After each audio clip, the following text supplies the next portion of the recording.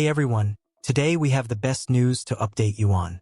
Before we get started, make sure to subscribe to the channel and help us reach 10,000 subscribers.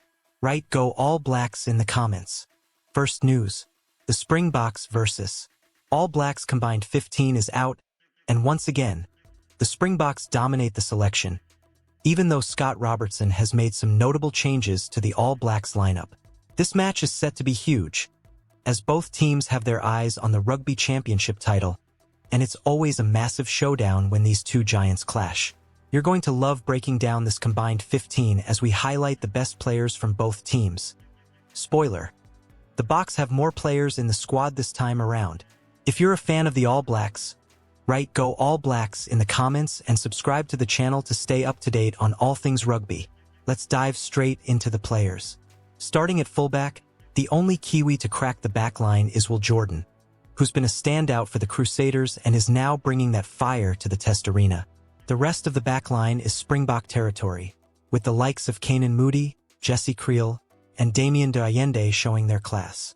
Kriel, especially, is in red-hot form right now, possibly the best center in world rugby at the moment, but don't sleep on de Allende's ability to tear through defenses. Moving to the wings, Cheslin Kolbe's electrifying pace keeps him in the spotlight. You know Kolbe, he can juke anyone, anywhere, anytime. He's going to have a lot on his shoulders without Kurt Lee Arentz on the other side. But Kolbe thrives under pressure. And then, at fly half, we've got Handré Pollard, back in action. He's been quiet lately, but don't forget his match-winning performances in past big games. Grant Williams also deserves his spot at scrum half, having been a consistent threat every time he's come on the field. When it comes to the forwards, there's some serious power. Artie Savia makes the cut at number 8, even though Jasper Wiese had a blinder last week. Savia's ability to break the gain line and his work at the breakdown are critical for the All Blacks' success. Sia Khaleesi slots in at 7, edging out Sam Cane, and his leadership will be key as the Boks try to lock up the title in Cape Town. Pieter-Steph du Toit continues to amaze with his all-around skills, combining grit with newfound attacking flair.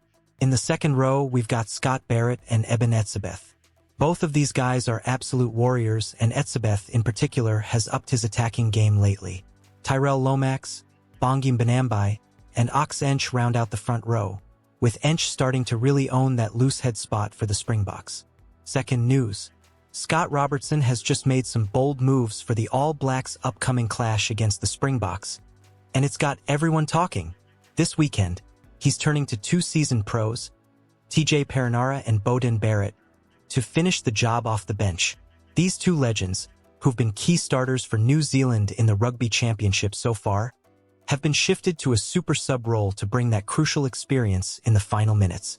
It's all part of Robertson's plan to avoid another late-game stumble like last weekend, when the All Blacks let a 27-17 lead slip and fell 31-27 to the Boks.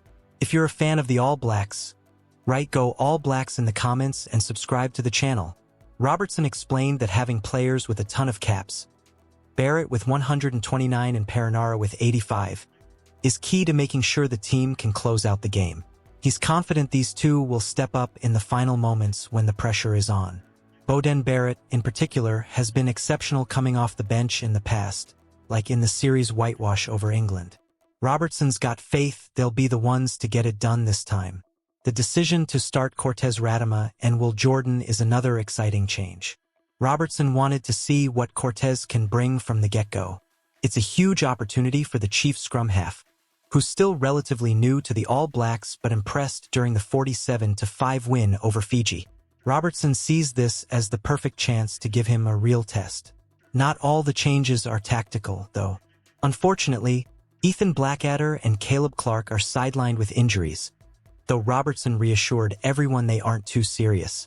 In their places, Mark Telia steps into the number 11 jersey, and Wallace Satiti fills the back row spot. Satiti might be new to starting at test level, but Robertson believes this young athlete is ready to shine. Satiti's debut came against Fiji, and although he's still fresh on the scene, his skills and athleticism have caught Robertson's eye. This weekend will be a huge opportunity for him to show what he's got. The Springboks will be a fierce opponent again this weekend, but with these strategic changes and fresh faces, the All Blacks are looking to bounce back strong. Robertson's squad is ready to prove they can finish what they start. Third news. Big news in the world of New Zealand rugby. Mark Robinson, the chief executive of New Zealand Rugby, NZR, has made it clear that they're sticking to their guns when it comes to the selection of overseas-based players for the All Blacks. Despite a lot of chatter and debate from both fans and insiders, the current policy that stops players who are plying their trade abroad from representing the All Blacks, unless granted a sabbatical, won't be changing anytime soon. If you're a fan of the All Blacks, write "Go All Blacks" in the comments and subscribe to the channel. Earlier this year, the All Blacks head coach, Scott Robertson, had pushed for NZR to at least consider revising the policy, especially with the growing competitiveness on the global stage. His argument: if New Zealand wants to stay at the top, it might need to adapt to the times. And he's not alone. After some shaky results at the start of the 2024 Rugby Championship, including losses to Argentina and South Africa, former All Black Jeff Wilson also chimed in. He suggested that the NZR needs to do more to keep top talent within New Zealand. The stakes are high, especially as other countries, like South Africa, benefit from calling up players based all over the world. But Robinson is standing firm. In a recent interview following the All Blacks' win over Fiji, he mentioned that NZR is reasonably happy with the current eligibility rules. According to him, the sabbatical system, which allows certain long-serving players to take a break and play overseas before returning to the All Blacks, is working well and contributing to the team's success. This stance isn't likely to please Robertson, who's been pretty vocal about the need for a more open-minded approach. There's even been talk of trying to bring star players like Richie Mounga back to New Zealand from overseas contracts. But at the moment, it looks like that's easier said than done. NZR's general manager, Chris Lendrum, also weighed in, saying they're always in discussions about player contracts and that they work hard to meet players' needs. They believe that New Zealand's current model offers enough flexibility for long-serving players while still prioritizing keeping their top talent in the country. Looking ahead to 2027, Robinson said he's comfortable with how the retention of key players is shaping up and doesn't see a need for drastic changes right now. So, where does that leave New Zealand compared to other rugby powerhouses? Robinson acknowledged that countries like South Africa, who have won the last 2 Rugby World Cups, have a different system where they select players from all over the globe. Meanwhile, nations like England and Ireland, like New Zealand, only pick locally based players. However, Robinson and the NZR remain confident in their current approach. Before we wrap up, if you enjoyed this video and want to stay in the loop with all things All Blacks, don't forget to hit that subscribe button and turn on notifications so you never miss out on the latest updates. Now that you've heard the scoop, what do you think?